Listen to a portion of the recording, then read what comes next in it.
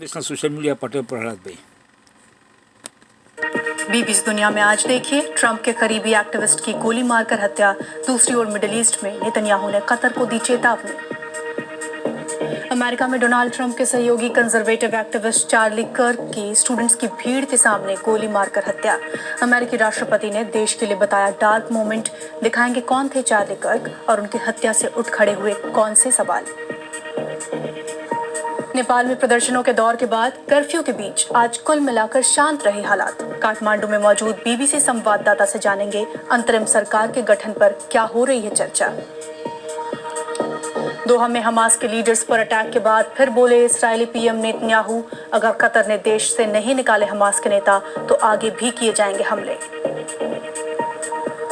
गजा के सबसे घनी आबादी वाले शहर में कैसे हैं हालात, जानने के लिए इस्राएली सेना के साथ गजा सिटी पहुंची बीबीसी की टीम। दिखाएंगे रिपोर्ट। आप देख रहे हैं बीबीसी दुनिया, मैं हूं प्रेरणा। बुलेटिन की शुरुआत अमेरिका से, जहां के यूटा में आज अमेरिकी राष्ट्रपति डोनाल्ड ट्रंप के सहयोगी और कंजर्वेटिव एक्टिविस्ट चार्ली कर्क की गोली मारकर हत्या कर दी गई।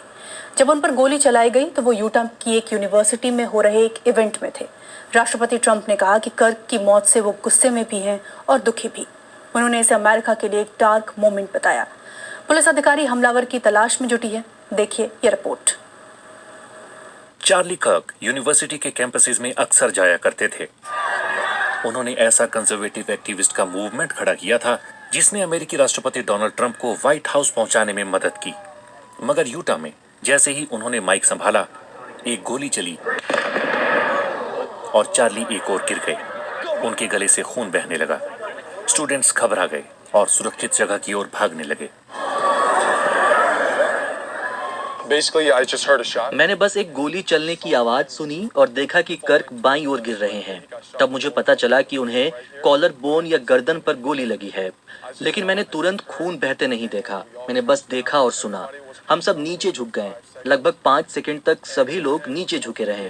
राष्ट्रपति ट्रंप ने कर्क को सम्मान देने के लिए अमेरिका में झंडे को आधा झुकाने का आदेश दिया। अमेरिकी राष्ट्रपति डोनाल्ड ट्रंप ने ओवल ऑफिस से एक वीडियो सोशल मीडिया पर पोस्ट किया। इसमें उन्होंने कहा कि वो बहुत दुख और गुस्से में हैं। ये अमेरिका के लिए डार्क मोमेंट है। चार्ली अमेरिका के सबसे अच्छे लोगों में से थे। जिसने उन पर हमला किया उसने हमारे पूरे देश पर हमला किया। एक हत्यारे ने गोली से उन्हें चुप कराने की कोशिश की, लेकिन वो नाकाम रहा। ऐसा इसलिए क्योंकि हम मिलकर ये तय करेंगे कि उनकी आवाज, उनका संदेश और उनकी विरासत आने वाली अनगिनत पीढ़ियों तक जिंदा रहे। अथॉरिटीज का मानना है कि शूटर ने ऊंचाई वाली जगह से गोली चलाई होगी, शायद पास वाली छत से। उन्हें लगता है कि कर्क को टारगेट किया गया है। चार्ली कर्क ने अमेरिकी राष्ट्रपति डोनाल्ड ट्रंप के मागा मूवमेंट में स्टूडेंट्स को जोड़ने में अहम भूमिका निभाई थी। लेकिन कर्क ने सोशल मीडिया पर अपने फॉलोअर्स के बीच कंजर्वेटिव यानी रूढ़िवादी विचारों को फैलाया। इस कारण विवाद और विरोध ने भी उनका पीछा नहीं छोड़ा। चार्ली जब 18 साल के थे तो उन्होंने यूएस टर्निंग पॉइंट की स्थापना की थी। इसका मकसद कॉलेज कैंपसेस में कंजर्वेटिव विचारों को बढ़ाना था। डेमोक्रेट्स और रिपब्लिकन्स ने कर्क की मौत पर दुख जताया है। डेमोक्रेट्स ने एक बार फिर गन कंट्रोल यानी इस पर नियंत्रण की बात कही है, लेकिन कर्क शायद ही ऐसा चाहते थे। चार्ली कर्क अमेरिकियों के हथियार रखने के अधिकार का समर्थन करते थे। गोली लगने से पहले भीड़ में से किसी ने उनसे अमेरिका में हुई मास शूटिंग के बारे में पूछा था, लेकिन वो अपना जवाब पूरा नहीं कर पाए। Professionals who apply AI to business earn. हमले का मकसद क्या था ये अभी तक साफ नहीं है। ताज़ा अपडेट दे रही हैं बीबीसी संवाददाता नाडा तौफीक। It doesn't seem yet as if there is a massive breakthrough in this case. This intense अभी तक तो ऐसे हमलावर को पकड़ने में या उसकी जानकारी जुटाने में कोई कामयाबी नहीं मिली है। बहुत बड़े पैमाने पर उसकी तलाश की जा रही है। हमें थोड़ी देर पहले बताया गया था कि पुलिस घर घर जाकर लोगों से पूछताछ कर रही है और मदद मांग रही है, क्योंकि शुरुआत में 2 लोगों से पुलिस ने पूछताछ की थी, जिसके बाद उन्हें छोड़ दिया गया था। अभी तक किसी को हिरासत में नहीं लिया गया है। अधिकारियों ने कहा कि वो सिक्योरिटी फुटेज खंगाल रहे हैं जो काफी धुंधली सी है। उनका मानना है कि आरोपी ने गहरे रंग के कपड़े पहने हुए थे और उसने छत से टेंट में बैठे कर्क पर एक ही गोली चलाई जो जानलेवा साबित हुई। a rooftop near where Charlie Cook was under that tent. अब रुक करते हैं नेपाल का, जहां स्थिति अब काफी हद तक सामान्य सी होती दिख रही है। सोमवार को नेपाल में भ्रष्टाचार के खिलाफ जेन जी के प्रदर्शन शुरू हुए, जिसमें कई नेताओं के घरों, सरकारी इमारतों और गाड़ियों को निशाना बनाया गया, जिसके बाद सुरक्षा की कमान सेना ने संभाली हुई है। नेपाल की राजधानी काठमांडू, जहां युवाओं का बड़ा हुजूम देखा गया था, आज वहां क्या हालात हैं, ये जानने के लिए मैंने थोड़ी देर पहले बात की बीबीसी संवाददाता रजनीश कुमार से, जो काठमांडू में हैं। प्रेरणा, जब हम लोग काठमांडू में लगभग 11 बजे पहुंचे तो सड़कों पर सन्नाटा था। सेना के जो जवान थे वो मार्च कर रहे थे, पेट्रोलिंग कर रहे थे। लेकिन अभी आप देखें तो हम लोग संसद के सामने हैं, जहां पर मंगलवार को संसद को आग के हवाले कर दिया गया था। जितनी बड़ी इमारतें थी सबको आग के हवाले कर दिया गया था। और अभी भी आप जाएं वहां पर तो धुआं निकल रहा है, एक घुटन सी होती है। जो प्रोटेस्ट कर रहे थे उनसे जब बात कर रहे हैं तो उन्हें थोड़ा अफसोस हो रहा है और रिग्रेट कर रहे हैं। वो बता रहे हैं कि हमने संसद में आग लगाने के लिए नहीं कहा था, हम संसद में आग लगाने नहीं गए थे। इसमें कोई तीसरा आकर उन्होंने संसद में आग लगाई और सरकारी संपत्तियों को नष्ट किया। दमकल कर्मी अब भी आग को पूरी तरीके से बुझाने की कोशिश कर रहे हैं। अभी 5 से 7 बजे तक कर्फ्यू में ढील दी गई है और आप देख सकती हैं कि सड़कों पर गाड़ियां चल रही है, लोग भी हैं, लोग अपनी ज़रूरत के सामान खरीद रहे हैं। तो अभी लग रहा है कि चीज़ें सामान्य होती दिख रही हैं, लेकिन कर्फ्यू को अभी ख़त्म नहीं किया गया है, अभी कल भी ये कंटिन्यू रहेगा। अगर रजनीश, राजनीतिक मोर्चे की बात की जाए तो अंतरिम सरकार के गठन को लेकर अभी तस्वीर कितनी साफ नजर आ रही है? दिक्कत इस आंदोलन के साथ प्रेरणा ये है कि इस आंदोलन में कोई नेता नहीं था। सारे स्टूडेंट थे, कॉलेज के, स्कूल के, उनका कोई नेता नहीं था। तो अब आर्मी बातचीत करने की कोशिश कर रही है, लेकिन बातचीत करें तो किससे करें? अब कई लोग उसमें से नेता उभर जाते हैं। अब जैसे सुशीला कार्की का नाम आ रहा था, तो जो जेएनजी के लोग हैं उनमें सुशीला कार्की के नाम पर भी बहुत सहमति नहीं है। जेएनजी के लोग चाह रहे थे कि बालन शाह, जो कि काठमांडू के मेयर हैं, वो आएँ और उनकी लीडरशिप करें, वो फौज से बात करे, लेकिन वो आए नहीं। उन्होंने देर रात एक बयान जारी किया और उन्होंने कहा कि वो सुशीला कार्की के नेतृत्व को स्वीकार करते हैं। तो सुशीला कार्की के नाम पर भी सहमति बन नहीं पाई है। तो अभी आने वाले एक आध हफ्ते में लगता नहीं ऐसा कि कोई यहाँ पर सिविल गवर्नमेंट बन जाएगी और जो पूरा सिस्टम अभी सेना के हवाले है, सेना के नियंत्रण में है, वो नियंत्रण किसी सिविल गवर्नमेंट को मिल जाएगा। बात मिडिल ईस्ट की। मंगलवार को कतर की राजधानी दोहा में हमास के नेताओं पर इस्राएल के हमले के बाद एक नया मसला उठ खड़ा हुआ है। कतर अमेरिका का करीबी सहयोगी, फिर भी इस्राएल ने वहां पीस डील पर चर्चा के लिए इकट्ठा हुए हमास के नेताओं पर हमले किए। यही नहीं, कतर के आपत्ति जताने के बाद इस्राएल के प्रधानमंत्री बेंजामिन नेतन्याहू ने कहा कि अगर हमास के नेताओं को कतर अपने देश से नहीं निकालता तो उन पर और हमले किए जा सकते हैं। मैं कहूंगा कि कतर और जो सारे देश आतंकियों को पनाह देते हैं, या तो आप उन्हें निकाल दीजिए या फिर हम न्याय करेंगे, क्योंकि आप नहीं करेंगे तो हम करेंगे। इस बारे में और जानकारी दे रहे हैं यरूशलेम में मौजूद बीबीसी संवाददाता उरे Davis. The problem, I think, is that this meeting of senior Hamas leaders. मेरे ख्याल से दिक्कत ये है कि दोहा में हमास के सीनियर नेता डोनाल्ड ट्रंप और कतर की लीडरशिप के कहने पर मीटिंग कर रहे थे ताकि डोनाल्ड ट्रंप ने गजा में सीज फायर का जो प्रस्ताव दिया है उस पर चर्चा की जा सके। इसराइल ने मौका देखा कि हमास के सारे नेता वहां जमा हो रहे हैं तो उसने उन्हें मारने की कोशिश की। नतीजा क्या रहा ये हमें नहीं पता, लेकिन इस्राएली मीडिया और हमास दोनों ओर से अंदाजा लगाया जा रहा है कि सीनियर लीडर्स को मारने में कामयाबी नहीं मिली है। लेकिन इस्राइल ने और भी कड़ा रुख अपनाते हुए कतर को चेतावनी दी है कि अगर वो हमास के नेताओं को अपने देश से नहीं निकालेगा तो वो फिर उन्हें निशाना बनाएगा, और ये डोनाल्ड ट्रंप के रुख से एकदम अलग है। ट्रंप ने कतर से वादा किया है कि ऐसा दोबारा नहीं होगा, कम से कम कतर की जमीन पर तो ऐसा नहीं होगा। इसलिए ऐसी खबरें हैं कि ट्रंप और नेतन्याहू के बीच काफी गंभीर बातचीत हुई है। कहा जा रहा है कि ट्रंप ने नेतन्याहू से फोन पर नाराजगी में कहा कि जो हुआ उसे वो एक गलती मानते हैं। इस्राएली सेना ने गजा सिटी के सभी लोगों के लिए नया इवैक्यूएशन ऑर्डर जारी किया है।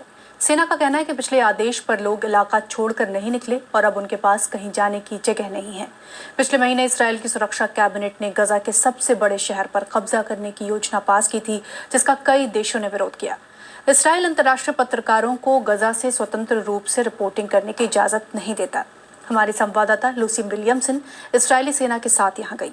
गजा में उनका दौरा सख्त सुरक्षा में हुआ। देखिए उनकी रिपोर्ट। इस्राएल के प्रधानमंत्री का कहना है कि ये टेरर टावर्स हैं जिनका इस्तेमाल हमास करता था और इस्राएल ने इन्हें एक एक करके गिरा दिया। गजा के परेशान लोगों के लिए ये टावर्स डर का नया सबब बन गए हैं। वयल शबान ने हमें बताया कि इजरायली सेना ने हमले से 15 मिनट पहले चेतावनी दी थी। वो तो बच गए, लेकिन उनका टेंट और सामान सब तबाह हो गया। उन्होंने कहा कि ये सब हमें साउथ की ओर धकेलने के लिए किया जा रहा है, मगर हमारे पास जाने के लिए पैसे नहीं हैं। हम तो खाने के लिए भी आटा नहीं खरीद सकते। इसराइल ने मिलिट्री ऑपरेशन शुरू करने से पहले गाजा सिटी के सभी लोगों से कहा है कि वो साउथ की ओर निकल जाएं। लेकिन अमार सुकर जैसे हजारों लोग कहते हैं कि वो गाजा छोड़ नहीं सकते। नेतन्याहू आपको पसंद हो या नहीं, लेकिन हम कहीं नहीं जाने वाले। जाओ और हमास से निपटो, जाओ और उन्हें मारो।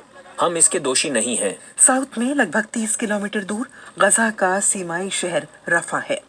पिछले साल कहा था कि ये हमास का आखिरी गढ़ है और सेना को इसे कब्जे में लेने भेजा था। आज इजरायली सेना हमें यहाँ लाई, जहाँ पास में ही एक नई एड साइट बनाई जा रही है। गाजा बॉर्डर के पास सफर करने पर हर तरफ सिर्फ मलबा ही नजर आता है और रफा के इन खंडरों के बीच इसराइल 2 नई एड साइट्स बना रहा है। ये गाजा सिटी से 10 लाख लोगों को साउथ जाने के लिए प्रोत्साहित करने की योजना का हिस्सा है। लेकिन सवाल ये है कि क्या लोग यहाँ आएंगे? बहुत से लोग चिंतित हैं कि ये जगह सुरक्षित है या नहीं, और बहुत से लोगों के पास यहाँ तक पहुँचने के साधन भी नहीं है। वॉर जोन में एड बांटना बहुत मुश्किल काम है और इससे बहुत कुछ सीखा गया है। ये साफ करना जरूरी है कि रास्ता कहाँ है, आपको कहाँ जाना है, कहाँ जाना सुरक्षित है, और ये भी कि लोग सैनिकों के पास ना जाएं और किसी खतरनाक स्थिति में ना फंसे। यूएन का कहना है कि मई में अब तक GHF साइट से मदद लाने की कोशिशों में 1100 से ज्यादा लोग मारे गए हैं और सुरक्षित बताए जा रहे इलाकों में इसराइल बार बार हमले कर रहा है। अगस्त के आखिर में ही कुछ दिनों में 100 से ज्यादा लोग शेल्टर, स्कूल, टेंट और एड साइट्स के पास मारे गए। लोग ये सब देखकर कहते हैं, हम क्यों कहीं और जाएं? मुझे लगता है कि अभी ध्यान जमीनी हालात पर होना चाहिए। हम कई रिपोर्ट्स देख रहे हैं और यही हमास का तरीका है, ताकि ऐसे सवाल उठें और इसराइल पर अंतर्राष्ट्रीय दबाव बने, न कि लोगों की जान बचाने की कोशिश हो। और अभी हमास क्या कह रहा है? वो कह रहा है कि मत जाओ, तुम हमारी ढाल हो, साउथ की ओर मत जाओ। बेन्यामिन नेतन्याहू ने अंतर्राष्ट्रीय विरोध के बावजूद रफा पर कब्जा करने की बात कही है। अब उन्होंने सीजफायर डील के दरवाजे बंद कर दिए हैं और गाजा सिटी में सैनिक भेज रहे हैं। उनका कहना है कि यहाँ जीत ही बड़ी जीत की चाबी है। BBC संवाददाता लूसी विलियमसन की रिपोर्ट। पाकिस्तान के पंजाब प्रांत में आई बाढ़ ने बड़ी संख्या में लोगों को बेघर कर दिया। वहीं ग्रामीण इलाकों में कई लोगों के पालतू पशु भी बाढ़ के पानी में बहकर अलग अलग इलाकों में पहुंच गए हैं। अब उनकी पहचान, उनकी वापसी मुश्किल का सबब बन गई है। देखिए पाकिस्तान से BBC संवाददाता तरहब अस्कर की रिपोर्ट। वस्ती पंजाब के कई खानदानों के लिए इनके मवेशी ही वाहिद जरिया मौश हैं और हालिया सैलाब में जहां हजारों मवेशी सैलाबी रैलों में बह गए, वहीं जिंदा बच जाने वाले जानवरों की मलकियत अब एक तनाज़ा हो गई है। उन्हीं में मुजम्मिल हुसैन भी हैं। वन की साइड पे हमारा जो है ये मवेशी वगैरह रहते थे, और वन की उस साइड पे जो है ना हमारा जो रहायश वगैरह ये सारे पेंट किया है। जुकालिया के रिहायशी मुजम्मिल के गांव तक जब सैलाबी रेला पहुंचा तो वो अपने और घर वालों की जान तो बचा सके, लेकिन उन्हें अपने मवेशियों को निकालने का मौका नहीं मिला। इधर रेस्क्यू वाले भी पहुंच गए थे, लेकिन उधर नहीं जाने दिया, क्योंकि कहते हैं कि आपकी जो माल मवेशी है उसको छोड़ो, अपनी जान की हिफाजत करो। इधर लेके आने की कोशिश किया, मगर वो पानी में सब कुछ बह गया। हमारा जो मिला है वो हेड कादराबाद पे है, वो हमें वापस दिया नहीं जा रहा। मुजम्मिल और उनके गांव के कई लोगों के मवेशी सैलाबी पानी में बहकर हेड कादराबाद पर पहुंच गए। रेस्क्यू किए जाने वाले मवेशियों को हुकाम ने एक डेरे पर रख दिया है, लेकिन इनको अभी किसी के हवाले नहीं किया जा रहा। ये वो एरिया बिल्कुल हेड के साथ जहाँ पे पुलिस की कस्टडी में भी वो जानवर है। इनकी हालत देख सकते हैं, नीचे बस पानी है, कोई अचारा नहीं है और ना कोई पीने के लिए पानी है। और हमारे आवाज़ देने से जो सारी भैंसें और गाय जितनी भी है ना, ये सारी बाहर आ रही हैं। और ये हुकूमत वाले बोलते हैं कि जी आपका माल नहीं है। वो बस ये कहते हैं जी ऊपर जाएं, वो DC साहब आएंगे, कोई कहता है DPO साहब आएंगे, कोई कहता है फलां ये करे वो करे, वेट करें। हुकाम का कहना है कि जानवरों की मलकियत तस्दीक होने के बाद ही इनके हवाले की जाएगी। हम सिर्फ एक चाह रहे हैं जो असल मालिक है उस तक पहुँचे, और दूसरा एक कमेटी बने डिस्ट्रिक्ट गवर्नमेंट की तरफ से, और वो इनको आगे दे जो असल मालिक है उनके तक पहुँचे। किसी को नहीं दे रहे। ये सारा करने का मकसद भी ये है कि असल माल कहाँ तक पहुँचे। अब ये एक जानवर के पास आप खड़े होंगे ना, 10 बंदे क्लेम करेंगे जी ये मेरा है। बीबीसी से बात करते हुए वजीर बराए लाइफ स्टॉक पंजाब आशिक हुसैन किरमानी का कहना था कि ऐसे मामलात और मसाइल के हल के लिए इख्तियारात डीसी और ज़िला इंतज़ामिया के हवाले किए गए हैं, लेकिन मुज़म्मिल हुसैन और इनकी तरह के मवेशी बानों के लिए इन जानवरों की हवालगी में ताख़ीर इनके ख़ानदानों के लिए मुश्किलात का बाइस बन रही है। और अब वक्त है दुनिया की कुछ बड़ी खबरों का बीबीसी ग्लोबल राउंड अप में।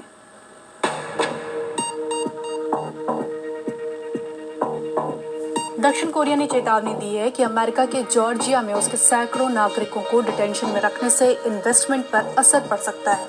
प्रभावित कर्मचारियों को वापस भेजने के लिए दक्षिण कोरिया ने अटलांटा के लिए एक प्लेन भेजा है। फिलीपींस के विदेश मंत्रालय ने चीन की उस योजना का कड़ा विरोध किया है जिसके तहत चीन साउथ चाइना सी के विवादित क्षेत्र स्कारबोरो शोयल में एक नेचर रिजर्व बनाने की तैयारी में है। इस जगह पर फिलीपींस भी दावा करता है और वो चीन की इस अवैध कार्रवाई के खिलाफ विरोध दर्ज करवा रहा है। यूक्रेन के राष्ट्रपति वोलोदिमीर ज़ेलेंस्की का कहना है कि बुधवार को पोलैंड के एयर स्पेस में दर्जनों ड्रोन्स भेजकर रूस ये टेस्ट करने की कोशिश कर रहा था कि नेटो कैसे रिएक्ट करता है। वहीं रूस ने इससे पहले कहा था कि उनका पोलैंड को किसी तरह से टारगेट करने की कोई मंशा नहीं थी।